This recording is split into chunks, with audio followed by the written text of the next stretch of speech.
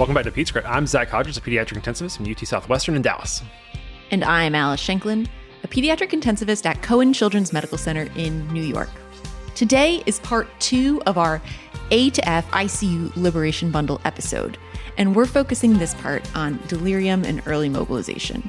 Really, how are we doing this operationally at a systems level? And to do that, we are excited to welcome back Dr. Kristina Betters and Dr. Brooke Light. Dr. Betters is an Associate Professor of Pediatrics and Division of Critical Care at Vanderbilt University. She's a delirium and early mobility researcher, and she was an author of the 2022 SCCM PANDEM guidelines. Yes, and Dr. Brooke Light is a pediatric resident physician at Prisma Health in Greenville, South Carolina. She got her MD at the Medical University of South Carolina, and we are so happy that she reached out to coordinate this series. Yes, let's jump right back into part 2 of our conversation with Dr. Kristina Betters and Dr. Brooke Light.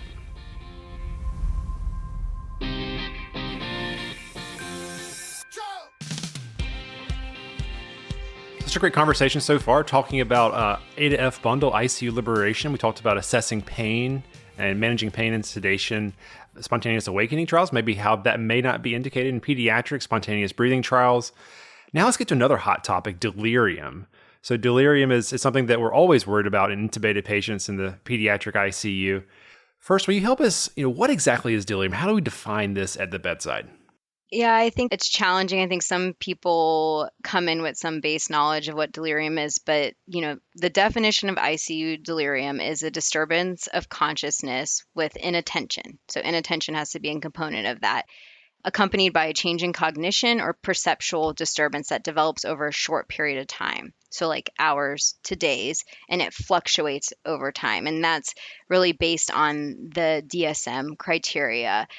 Now in children, it's very challenging to diagnose that. And so part of the PANDEM guidelines was recommending that you use a validated tool to screen your patients. And even me, I'm a delirium researcher. Sometimes I will be like, that patient's delirious, and then I will go and do a PCAM on them, and I'm completely wrong. It happens all the time. Wow. Why do you think that is? Is it our tools are not good, or what we think is delirium is not delirium? Like, how can you explain that? Yeah, I think it's a really challenging diagnosis, and I think the tools take a lot of time to use. So in the PANDEM guidelines, we recommended, based on, at the time when we looked at all the available published tools, we looked at sensitivity and specificity, and the CAPD and the PCAM were the 2 tools that were recommended in our guidelines based on the data that we had. So it is challenging, and I think we're putting a lot on the nursing staff, honestly, to ask them to do that Q shift, but it is really important because withdrawal may look like delirium, parasympathetic storming may look like delirium, uncontrolled pain may look like delirium. And so if you don't do one of those validated tools, you may assume your patient's delirious and be missing it, and they may not be. And the flip side of that is, we're going to get into this, but there are 2 types of delirium. There's hyperactive and hypoactive. Hypoactive is actually more common, but those are the good patients that nobody calls you about because they don't need more sedation. And so if you're not screening them with a tool, you may not be picking up that they are delirious because they'll just be laying in bed quietly and not doing very much. A wise attending told me early in training that if a nurse ever reports on rounds that their intubated patient is calm and is a great patient, to really pay attention to that, because this might be hypoactive delirium, and it is probably more common than we realize. Yes, that's exactly right. And, for our really, really sick kids, it may be upwards of 40 to 50% of them that will experience delirium at some point during their ICU stay. So I think in general, we're missing it if we don't screen for it. Oh, and then what's the frequency of your screening? You've got this huge ICU. You have all of these patients. Some of them are on high flow. Some of them were intubated yesterday. Who are you screening for delirium, and how often? That's a great question. So we screen everybody. It doesn't matter because even if you're not mechanically ventilated, you can still have delirium. The recommendation is for Q shift in both of those tools. If you want to do it more frequently, that's great. We have been trying to do it Q6 in our patients. I think for the nurse workload, that can sometimes be challenging. So at least Q shift is ideal. And I'll just point out that delirium doesn't follow a certain time frame.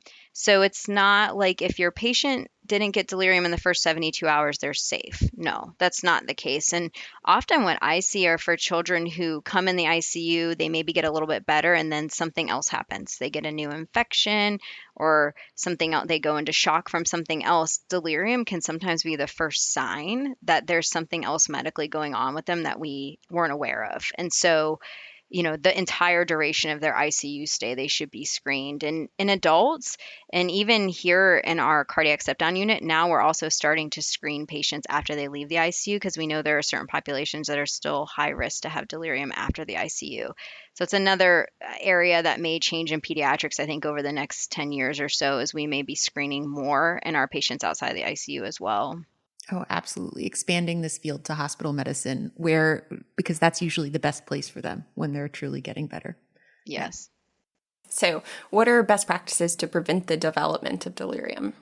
I love that question because it gets into all the things I love. So early mobility, so moving your body, it's very interesting. And all the adult early mobility RCTs, they show a reduction in delirium. It's very interesting. There's been one pediatric QI study that saw that with implementation of early mobility protocol, overall, they saw their incidence of delirium go down, but less robust data in children. But still, I think that getting your patients moving, I think things like environment are challenging to study, but make sense. So optimizing sleep as much as possible, day-night cycling, bringing in things from home to reorient your patient and having family communicate with them. I think family is like one of the biggest things to help prevent delirium in the ICU if a family can be present, or even FaceTime to kind of keep them aware, awake, alert, doing some normal things.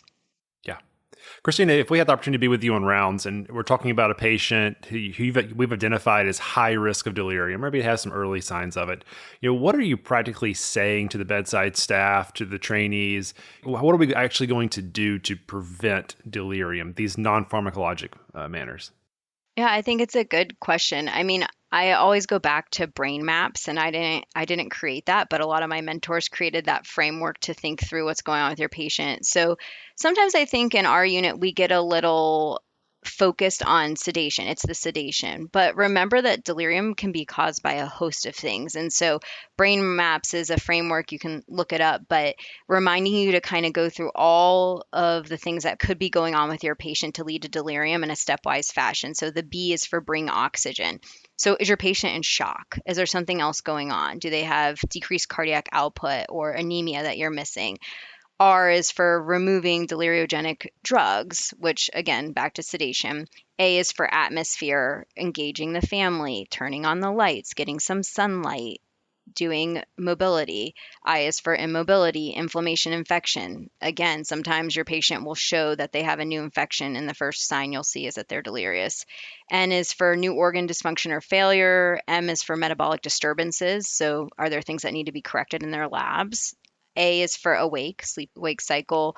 P is for pain. We talked about this, control pain. S is for sedation. And I think also remembering withdrawal. A lot of times withdrawal can perpetuate delirium. So again, it's not an easy thing. You have to go through many systems and think through a lot of things that have been going on with your patient. So it's not quick. And I think it's where we struggle, right, with delirium, is that there's not an easy button. There's not a single drug you can order and just be like, okay, do this. You have to actually work and think through systems, and each patient needs something a little bit different, tailored to them and what's going on with them in that moment. I really appreciate you sharing that. We'll be sure to link brain maps in our description. I've heard delirium described as acute brain dysfunction. And just like when we have any other new organ dysfunction, diagnosing it shouldn't be the end of the conversation. We should be trying to explain why, what's going on. If that's a new sepsis or a new metabolic disturbance or one of these things with brain maps that you identified, we owe it to our patients to figure that out and to treat that.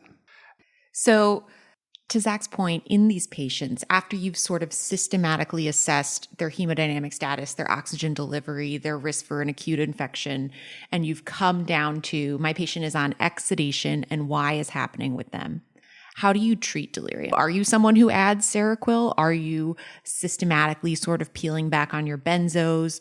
What do you do to keep the patient safe and sort of bring them back to reality? Yeah, I think this is a great question. And again, it's extremely challenging in practice, and there's not a one size fits all for every patient. So The Mind USA study showed that antipsychotics didn't reduce the duration of delirium in adult patients. So, there was no difference with placebo.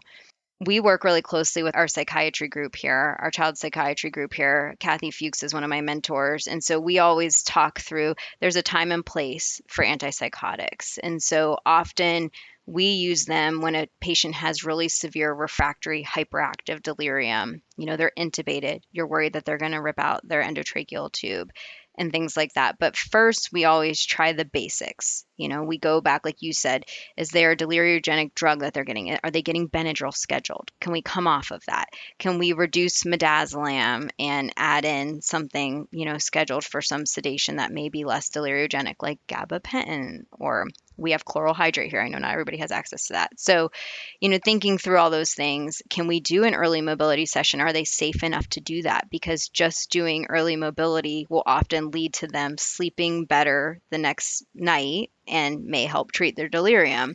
For someone who sundowns, like the delirium is happening at night, during the day, how do you get them more active so they can sleep? Yes, exactly. And anecdotally, when you do a 24-hour call, it's always amazing to see that where you're like, oh, we worked really hard and there were like 5 of us in here to do early mobility safely on this patient. And then you see that they needed less PRNs overnight. But that hasn't been studied. Like nobody has actually done that study because it'll be challenging to do. We should do it.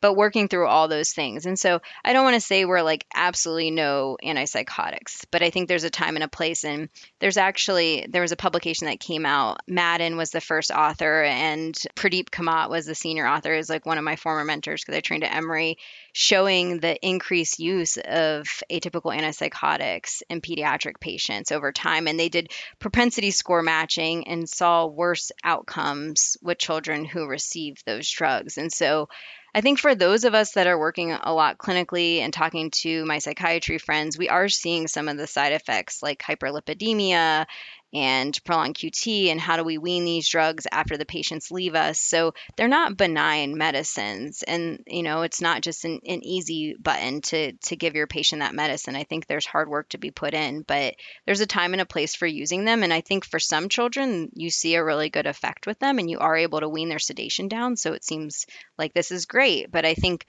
what I'm working on in my practice is if I start an atypical antipsychotic and I don't see any improvement, to just stop it. Don't keep it going if it's not helping them, because there are negative side effects to those drugs as well. It seems like the theme would be you're only going to use an atypical antipsychotic in the hyperactive delirium patient who's probably at risk of harming themselves from removing a support device, with also doing the non-pharmacologic measures. When you do actually start a trial of antipsychotic medicines, do you put a cap on it at 3 days perhaps? I always worry about these meds staying on the MAR. Yeah, I think we're trying to operationalize that here. And I don't know the answer. We're asking our psychiatrists and our pharmacists who are like super engaged. Again, back to multidisciplinary care. So our pharmacists really, I think we're talking about 48 to 72 hours if you don't see a benefit. And every now and then for our hypoactive patients, if they're having hallucinations, our psychiatrist will remind me like this medication will be very good for them because they're having hallucinations. So I would say there's a lot of stuff we can do on our own, but when I start getting into really complicated delirium patients like that, that's when I do call my psychiatry friends and consult them and say, hey, can we powwow about this? I'm struggling to really treat this patient. And then what's an appropriate time frame if they're not getting better? That's so helpful. Anything else to ask about delirium management before we move on? All right. Brooke, how about you help us out with something very exciting, early mobility? So what should early mobility and exercise look like for our patient who is intubated in the PICU? Again, early mobility is my love. For you guys to know, this is what brought me to ICU Liberation. And I always tell our fellows this and our residents. But I started in fellowship and I thought I wanted to do ARDS research. That was like my goal.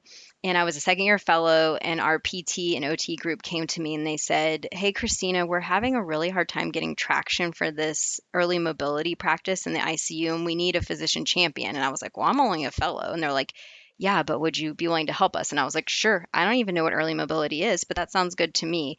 And then some of the adult studies were just starting to get published, and I started reading them and I became obsessed with it. And it became my entire career was focused on early mobility. So you never know what's going to happen when you're in fellowship and where there may be holes or what things you'll learn about. And it can take you through your entire career. So I know when we interview you guys, we're always like, tell us what your goals are academically. And you're like, I have no idea. But it's okay to have a thought and then change it when you're in fellowship if something new comes your way. And so that's what led me to early mobility. And then that led me to ICU liberation, honestly.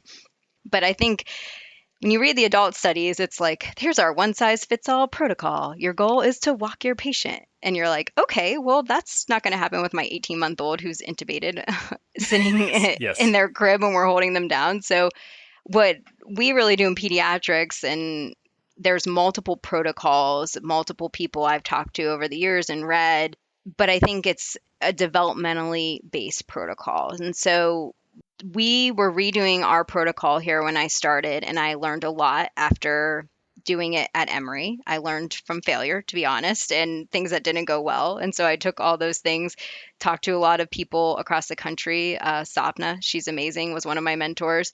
And we created our own protocol with a multidisciplinary group that we thought was going to work in our unit. And so ours is based on the patient acuity level and their developmental level. So for instance, we have level 1, 2, and 3 activities. And for each developmental age level, those may differ. They're written down in our protocol. But a level 1 patient may be your sickest patient. So that may be a patient who's on ECMO. So first, you're going to start with passive range of motion and kind of see how they're doing. Now, a level 2 patient may be somebody who's doing a little bit better. You know, they're on BiPAP and they're stable, but they're extubated. And so you can start them at a little higher level of activity. And then a level 3 may be, you know, here's my patient on high flow who's very close to going out of the ICU, and they can be walking around the unit the first day. And so we start with the framework as those starting levels, and then patients can move along as they show that they tolerate the mobility activity. But that's a very long-winded answer to say it's extremely complicated in children and takes a lot of work, and there's benefit to having a protocol because it's so complicated. And I imagine that you have to have lots of physical therapists on deck to help with all of these things. Does the protocol allow for nurses to do these activities as they're able, or is this something where we're waiting for the team to come by once a day to do their mobility training? I think it's a great question. In a lot of adult ICUs, early mobility is completely nursing driven. For pediatrics, I think for us, we always worry a lot about safety, right? You worry about unplanned extubations because that's more common in smaller children, smaller ET tubes. The risk is higher. Our patients developmentally, you can't tell them like, hey, we're going to move you, hold still. Like tell a 2-year-old that. They're not going to, listen, that's not where they're at developmentally. So we do utilize our PT and OT group a lot. And that was what I did at my prior institution too. I think a lot of the pediatric protocols do. But then often we are looking for tolerance with PT and OT, and for big, like out of bed movements with an intubated patient, we have RT there, we have PT and OT there. But then once we see that a patient's tolerating things and the nurses are part of that session, then we empower them to do more mobility after PT and OT aren't there. So I think it's good to establish safety in the beginning and establish a framework for goals. So our PT and OT group is so great. On Fridays, they know that they aren't going to be able to see all of our patients over the weekend, and they'll drop a note with goals for the weekend, like get patient to neurochair twice a day. That's awesome. And, kind of set some standards for us. And I think our nursing staff thinks that's helpful to have a framework from them as they're going into days where the staffing may not allow them to be there with us.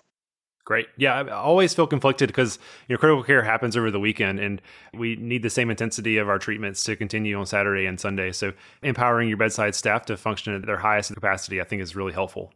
Yeah, we have required RTs to be present for any out of bed moves with an intubated patient, even, of course, on the weekend. Just, I think the expectation that a nurse can be watching the vital signs, watching the ET tube, and watching the lines and moving the patient all at the same time, that's just not fair. Like nobody can do all those things. So we kind of like phone a friend, have somebody help you. We don't want to have any negative safety. And we've had no negative safety events with our early mobility protocol since May 1st, 2018. We rolled it out. So wow, that's amazing. That's what you want to hear for anything where you're worried about, because you could do it 100 times, but if something happens to one patient, you'll never forget. Yes. So that is awesome. What are like your goals? I know you said as tolerated, obviously, but how far or how much movement do you want to get from an intubated patient? Like, That's a great question. So I think as we've gotten more comfortable, we do a lot more. So we also recently acquired a portable treadmill. So we'll bring that in a room and we'll have a patient walk on a portable treadmill. And so I think we're kind of meeting the patient where they're at. So the first session may be sitting up in bed with assistance. Then it may be edge of bed. Then it may be standing. And so walking the patient through and kind of seeing where they're at. And so we all have those ECMO patients who their cannulas can't be moved at all because you lose flows. And so that patient's not going to be walking around the unit or walking on a portable treadmill because unfortunately you have to follow the lead of what they can tolerate. And then you have other patients who do amazing things like go down to the garden and eat a slushie on ECMO. Like we've done that here. So Wow. I think as your staff feels more comfortable, and I can't say it enough, just like a graduated progression and meeting the patient where they're at is really what's important. And a lot of our patients are anxious, but then they do it and they're like, oh, this feels great. I don't want to lay in bed anymore. Like I want to move. And so you're able to push them a little bit further. So you have the experience of trying to initiate a liberation early mobility protocol in fellowship and then now as an attending. If someone's listening and they have similar interests, what are some of the common barriers to successful implementation that you found along the way, and how did you navigate those? That's a great question. Lots of barriers. I think multidisciplinary committee from the start. You need to get your key stakeholders to buy in. So get your leadership people to be aware what you're trying to do. Get their buy-in, show them the studies, show that it's safe and it benefits patients, but then get your doers, get your people who are going to help you implement this. And you need somebody from each discipline is the only way to make it work. So our committee here, we have RTs, we have PTs, we have OTs, we have speech therapists, we have bedside nurses, we have administrative leader nurses, we have nurse practitioners, we have physicians, we have child life specialists. Even our chaplain has somehow been involved in our committee and helped us with helping patients during early mobility sessions. So I think anybody you think that could be helpful for your implementation and who will also think about things in your protocol that you aren't thinking about, add them to your team. So when we made our early mobility protocol, it wasn't that I wrote down what we should be doing. Like it was a group effort. And then somebody would be like, hey, well, wait a second. Can we talk about this for the RTs? How are we going to operationalize that from a staffing standpoint? How are we going to do this? And so, they'll bring up some of the barriers before you go live with the protocol, which is really important.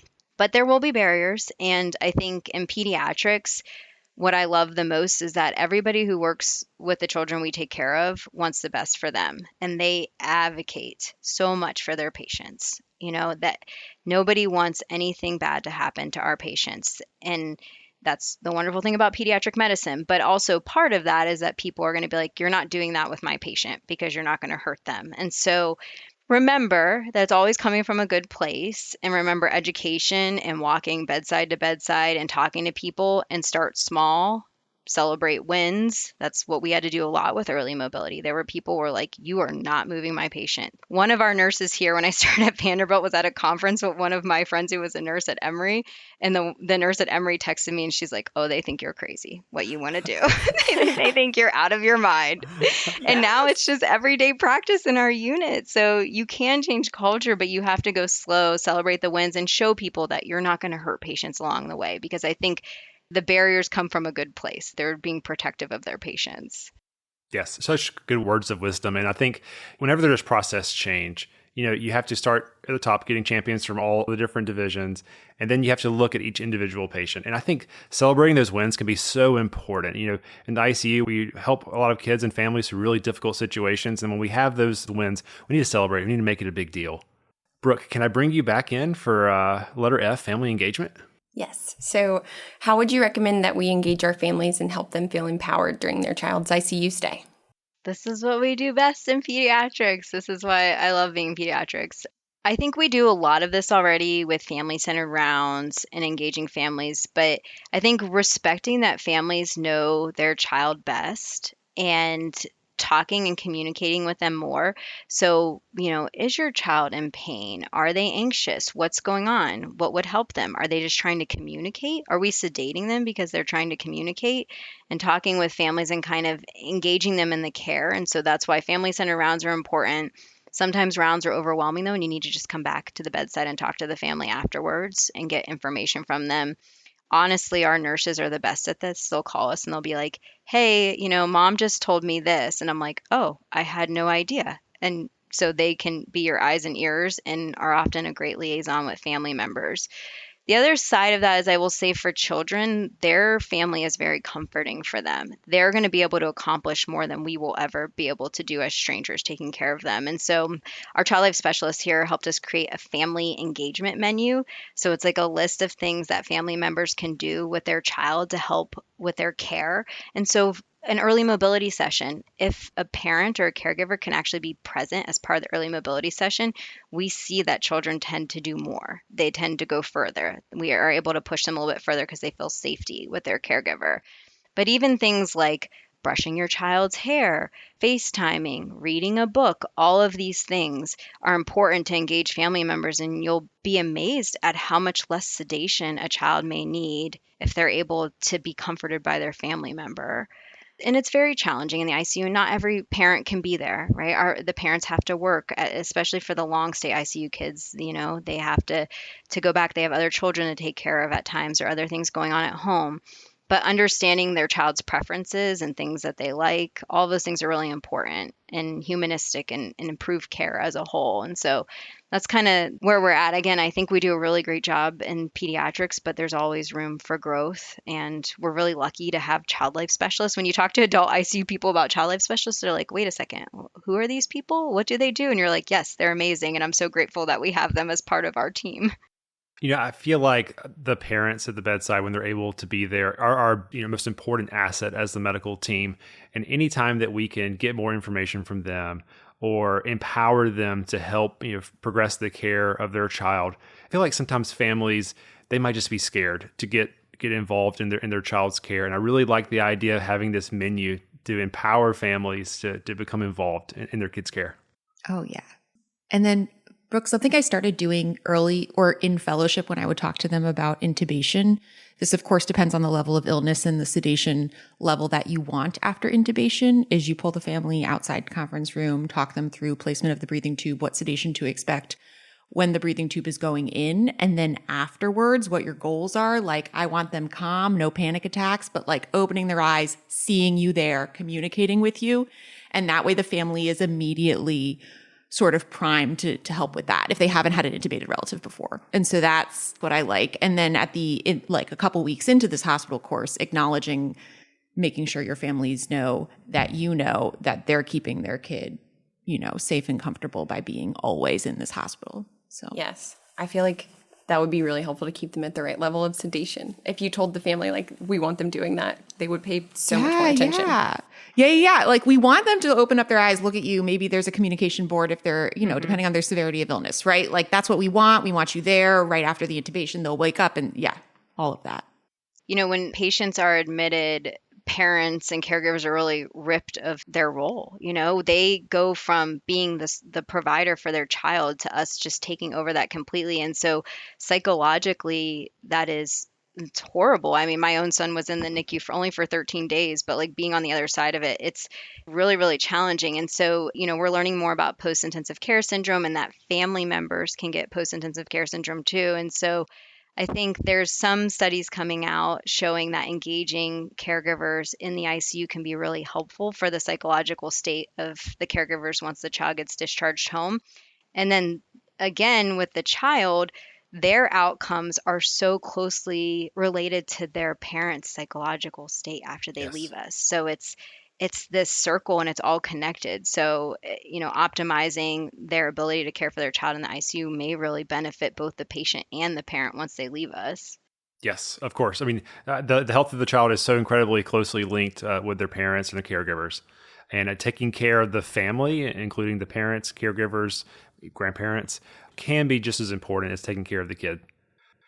So we've had a great conversation. I want to finish with some take-home points. Maybe I'll ask Brooke some take-home points for residents if you're listening, and then Kristina will give you the last word. Before I give you those questions, I wanted to pause and see if we have any other needs that you feel like we haven't addressed or anything else we want to cover. I guess I would just say there's 2 points I would make with ICU liberation is A, it's really challenging, and sustainability is hard. So often people will contact me or come up to me and say, like, how are you doing this? And I'm like, constant work. Like, our committee still exists. We still are going out and doing education on delirium all the time. The PCAM and the PSCAM, those tools were created here at Vanderbilt before I was here by Heidi Smith and the crew here. But we still have to do delirium education and teaching on those regularly. So it's hard work. Sustainability is challenging. And so don't get frustrated in thinking that, all these other centers just did it, implemented it, and it's fine and easy and they don't have to work at it. Like, that's not true. It's challenging. We work at it all the time. We talk about it. We do the education. We do the hard work, and it's improving patient care. So it's worth it, but it's not easy. And then the second thing I would say is that what we saw in some of the ICU liberation literature looking at the bundle on a whole is that it's not an all or nothing benefit phenomenon, meaning you don't have to do the entire bundle on every patient every day for them to get benefit. There was benefit even to partial implementation of the bundle for patients. In the adult studies, it's really amazing and compelling, and you should read those studies. But the take home of that is try every day, even if you don't get every single bundle element done and you only get a couple done on your patient that day, it's still beneficial for them. And to show a significant difference in your preset outcomes with partial bundle implementation, that's just rare to study. That's awesome. That's so encouraging to hear. Yeah, and I'm not sure they were expecting that when I wasn't part of that study group, but whenever that publication came out and I had just joined the ICU Liberation Committee, it was like, whoa, wait. So you mean that, we can try and not do as good as we were hoping, but still benefit the patient. So I always try and remind people that, because I think it's overwhelming. And like I said, it's hard work, and you may have a day in the ICU where you don't have enough staff and you're not getting done what you want to get done for each patient, but that's okay. You start over, you try what you can, and the next day you try again. Yeah. Well, I really appreciate you sharing your expertise with us. I feel like so much in this A to F bundle, this is just the logistics, the nuts and bolts of delivering critical care to these patients. And I really appreciate all the practical tips that you've given us today. Brooke, we also really enjoyed having you on, and I wanted to give you maybe the last word today. Maybe if there is a pediatric resident, maybe first, second year, just getting into critical care, what take-home points might you have for them? So I feel like one big thing is learning that there are scales for sedation, and like learning which one your unit's using. And then, like Kristina was saying, being able to talk in that language or even just hear it on rounds when if like the attending asks the nurse, like, are we at a RAS of -2? And being able to follow that conversation makes a huge difference. It's not complicated, but you have to know that you need to Google RAS to see what those numbers mean and then be able to follow that. And also, if you're just increasing sedation a lot and not really getting anywhere, and the nurse is like, they're still being wild, considering delirium and that possibly the drugs you're increasing are only worsening that could make a huge difference. And lastly, you said this like the whole time, Kristina, but like having everyone involved and their input, you can learn so much from the RTs and the nurses. And if you ask them what they think and what they recommend, they're going to trust you and like you a lot more, and you can get a lot further. Yes, number one So picky true. tip for sure. Well, thanks so much. Thank you.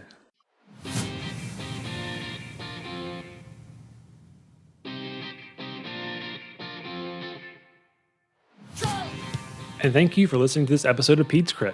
Please remember that all content during this episode is intended for informational and educational purposes only. It should not be used as replacement for medical advice. The views expressed during this episode by hosts and our guests are their own and do not reflect the official position of their institutions. If you have any comments, suggestions, or feedback, you can email us at pedscritpodcast@gmail.com or find us on Twitter @CritPeds and @PedsCrit on Instagram for real-time show updates. If you enjoyed the show, please subscribe, rate, and review in your favorite podcasting application and share with your colleagues. Also, if you'd like to support the making of the podcast, please see the description for Venmo information and how to become a Patreon. Any donation will be appreciated. Thank you again for listening, and goodbye.